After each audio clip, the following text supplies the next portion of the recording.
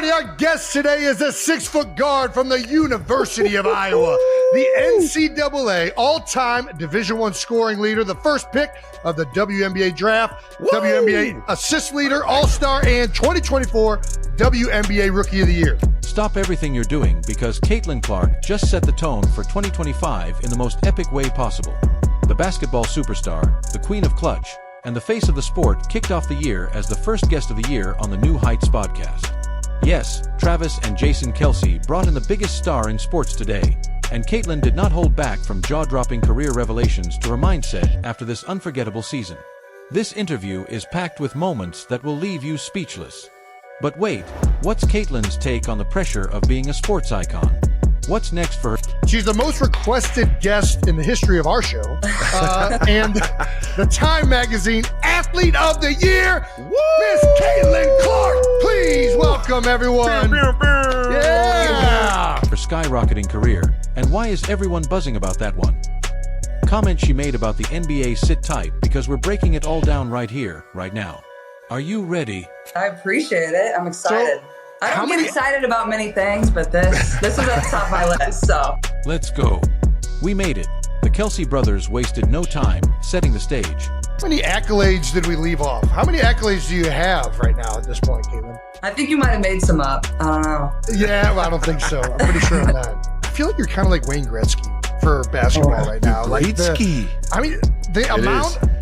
If you go to the Wikipedia page and you look at like the list of like awards and achievements, it's like endless.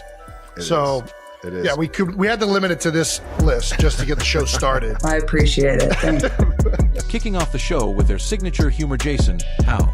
Thank you, and guess what? Jason was not exaggerating there. She achieved at least 40 records and honors during her senior season at Iowa and broke a staggering 62 records during her freshman WNBA season. This doesn't even include all her accolades during her first 3 years of college. The entire list is so long. Is there any accomplishment, I guess, of all these accolades that has meant the most to you?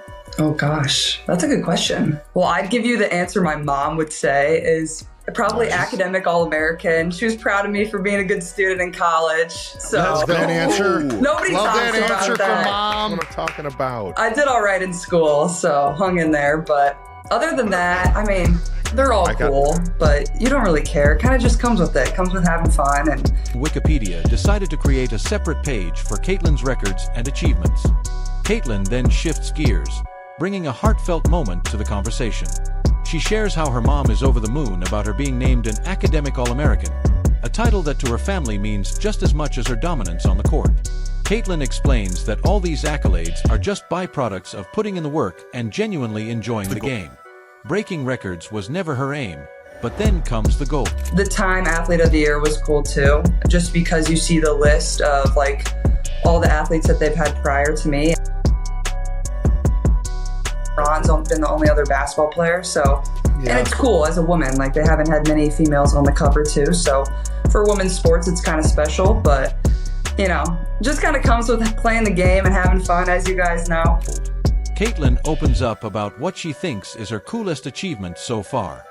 Ever humble Caitlin gracefully brushes aside the spotlight on her Time Athlete of the Year honor. For her, it's not just a personal accolade, it's a win for women's sports as a whole. She emphasizes how this recognition shines a light on the progress being made across the board, from packed arenas to skyrocketing viewership. Caitlин's perspective is clear, it's bigger than her, and that humility is exactly why she continues to be such a beloved figure on and off the court. The conversation takes... How long have you been a part of the kingdom? I'm sorry, Jason. Not to You can crush apologize you. to me. I'm honorary member. I'm a Midwest kid, so there's this picture that's been circulating a couple years ago when I was on Peyton Eli's Monday Night Show, where I'm in a full Chiefs outfit. I had family in Kansas City, and I grew up in Des Moines, Iowa, which is only 3 hours from Kansas City. So that's just the closest NFL team. So my dad was a big Chiefs fan growing up. It's a fun turn as Caitlin's fandom for the Kansas City Chiefs comes into play. She lights up talking about her admiration for the team and how she's been following their incredible run since she was a kid. And of course, with Travis Kelce right there, the banter practically writes itself. From her fondest game memories to the Chiefs' relentless drive. People think I'm like a bandwagon Chiefs fan. I'm like, no, I was there before Patrick and Travis. Like, we were. I love it. have had has made it a lot of fun for us. It's clear Caitlin isn't just a basketball phenom.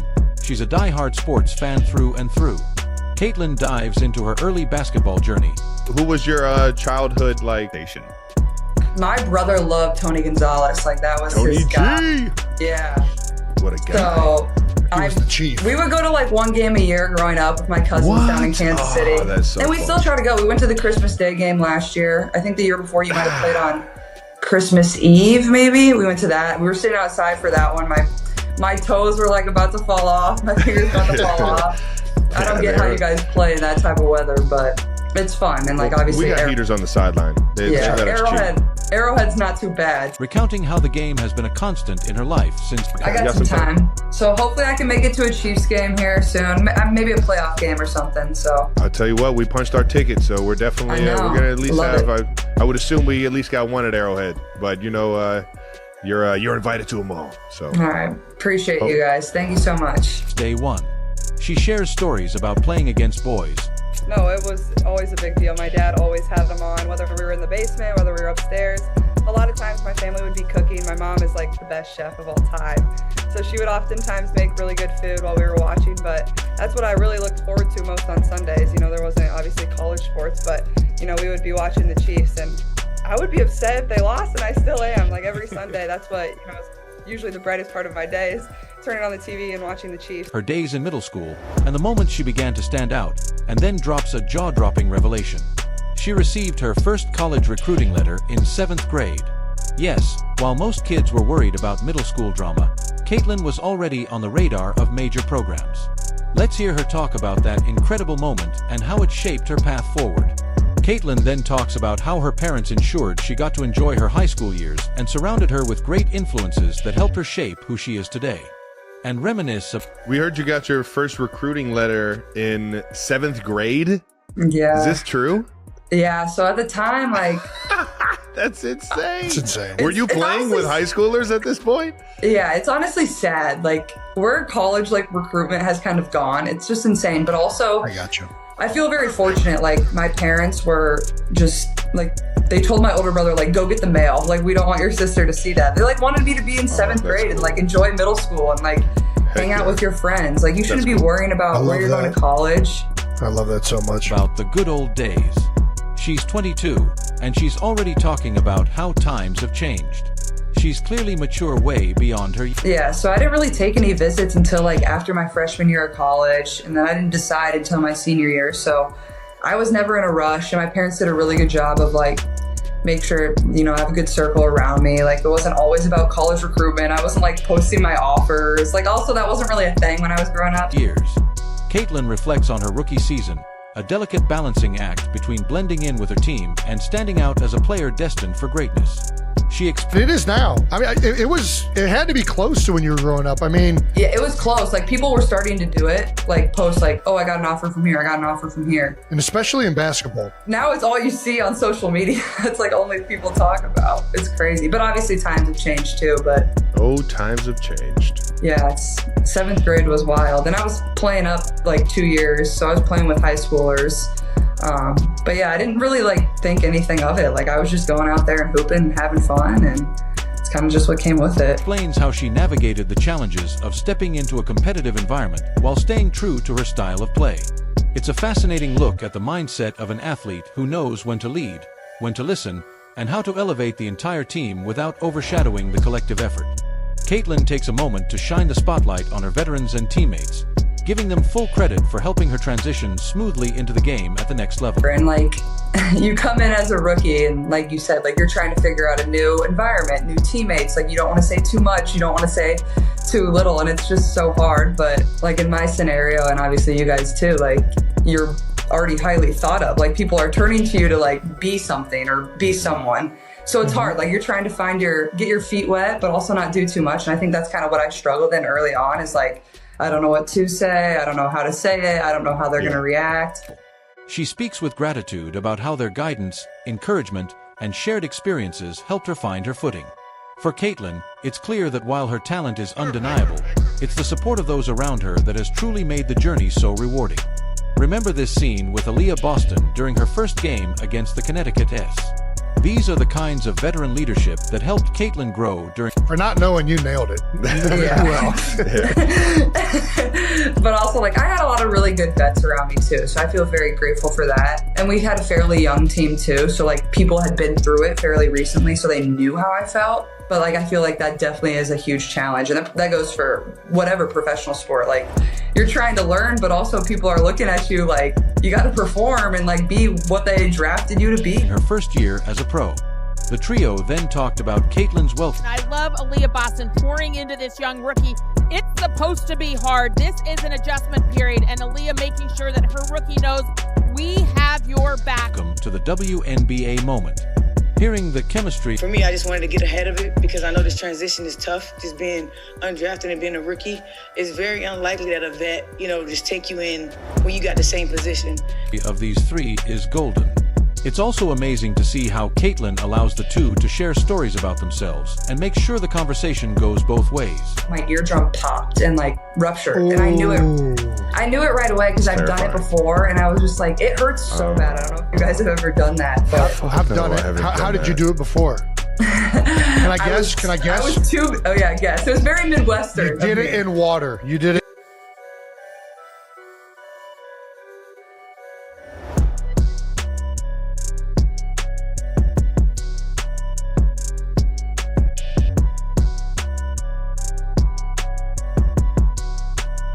The tone shifts as Caitlin reflects on the transformative nature of the past year. With sincerity, she shares how life-changing it's been, not just in terms of basketball, but in the opportunities. He was a male swim cadet, so he had. This wasn't during swim cadet. Don't put me on blast like that, Travis. That's funny, but yeah, I got launched off a tube in the middle of a lake. I was like underwater. I'm like, am I okay? That's some Midwest stuff right there. But yeah, so that was my welcome to the W moment. Growth and lessons that have come her way. Caitlin expresses deep gratitude for the experiences, the highs and lows, and the people who have been with her through it all. It's a grounded and heartfelt moment that reminds us why she's such a... I would say, like, I don't know, life-changing maybe?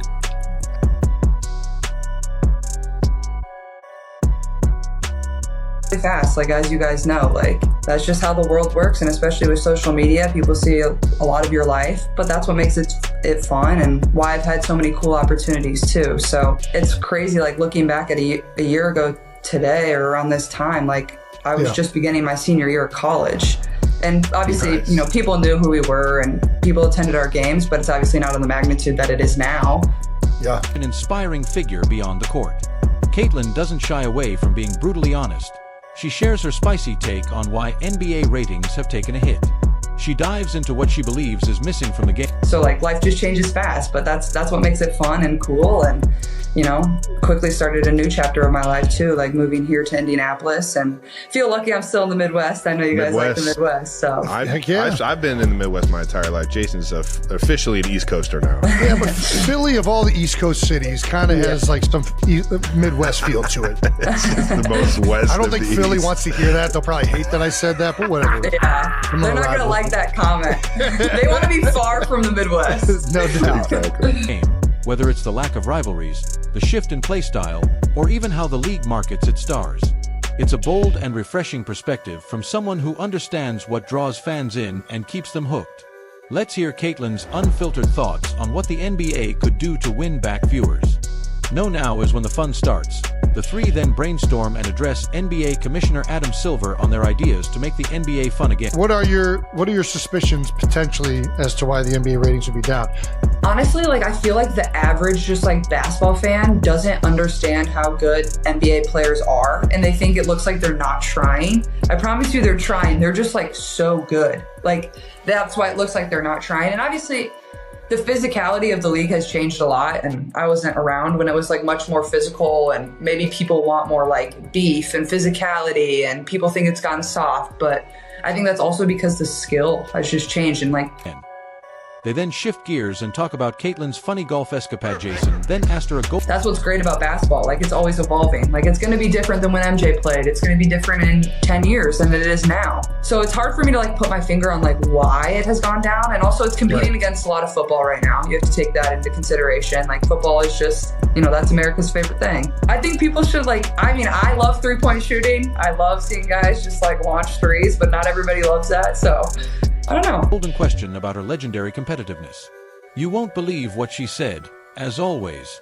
Caitlin with a thoughtful but witty response. Caitlin. What do you think about a 4-point line? I love that. Let's do it. That's actually a great idea. genius. That is genius. 4-point line. How does the criminal justice major come up with the best marketing plan right here? Sometimes you just got to open your eyes, Jason. Look at the sheet of paper in front of you. Or we could get like just 2 spots. Yeah.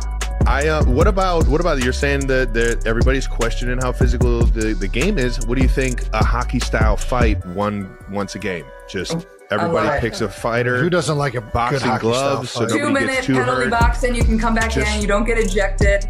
That's what I'm saying. All right. He's got some reach. And wraps up the conversation by looking ahead to life beyond the game. She shares her thoughts on how she might. Then that's when I loved it. I think it should be East versus West. Like, that's true All-Stars. Like, No doubt. East versus West, battle it out. That's what it was about. Yeah. So I think that's what it should be, but obviously not the commissioner. I'm on board for East versus West, All-Stars. I think that's the whole point of it. That's why you're an All-Star. It's the best from the East versus the best from the West. Play each other. See which side's better. Combine her marketing major with her deep passion for basketball. Whether it's I'm not going to lie. I'm not a fan of any of these in-season tournaments that the NBA is doing. Yeah. I was actually talking about this today. How are you not? What is there to not be a fan of? All the funky floors, and then there's tournaments, and they don't mean crap. Can we just play basketball? Can we just play basketball? I'm getting like a migraine looking at the neon green floor.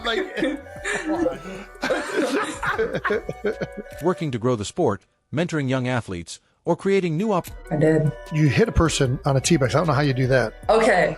I would hit a person on a tee box. Yeah, I know I can relate. Jason, I don't know if you've played in enough pro-ams yet to hit anybody, but the video that was going viral where I like completely topped it. So it's crazy. Like, we're playing like these long par 3s that are like 200 yards. I'm like, I'm not good enough to hit a par 3 like 200 yards. Like, so I whip out my hybrid. I'm like teeing up my hybrid club. Just top it, like straight at fan to the left. Been there. But I think they dodged it. Down the third base line. But I nailed somebody on a different par 3, like some woman, like right in the shoulder. Like shoulder? And I saw a TikTok like the next day, just like black welt on her arm. Oh, yeah. Well, that's just how you hit her good if she's got a black welt. opportunities for women in sports. Caitlin's vision for the future is as dynamic as her game. It's clear she's already thinking about making an impact that extends far beyond. Are you more competitive in golf or basketball? That's hard. I think like golf makes me more mad because I'm not as good at it. Like, I'm just like the average hack, and like you want to be good, like you're competitive, just like basketball or football. Like, it's like, why am I not good at this? So, and it's an individual sport, and we're used to team sports. So I think that's what pisses me off too. It's like, it's all on me, and I know it's all my fault. So I share your pain. On her playing years. As the interview winds down, it's impossible not to feel inspired by Caitlin Clark's journey, her humility, and her vision for the future. From reflecting on her achievements to sharing her candid takes on sports and life, Caitlin's authenticity shines through every word. Her story is still being written, but one thing is clear. Whether she's on the court, in the classroom, or planning for what's next, Caitlin Clark is leaving a... What would Caitlin Clark be doing? You said you were a marketing major. Would you have gone more into that world, or you think you would have jumped into something else? Oh man, that's tough. I think if my basketball career would have ended, I still would have loved sports just because it was like such a huge part of my childhood and like what I did. Yeah. So I don't know, maybe like try to work in like a front office of a sports organization or something like that. I think that would be cool. Not like the coaching side of it, but like the operations side and getting to do like free agency stuff. And I think that would be really cool. Legacy that's bigger than basketball. Make sure to check out the full hour-long interview on the New Heights podcast for even more insights from one of the most exciting athletes of our time. What do you think? Let us know in the comments. Like, subscribe, and turn on all notifications so you never miss out. Click the video on the screen, and we will see you in the next.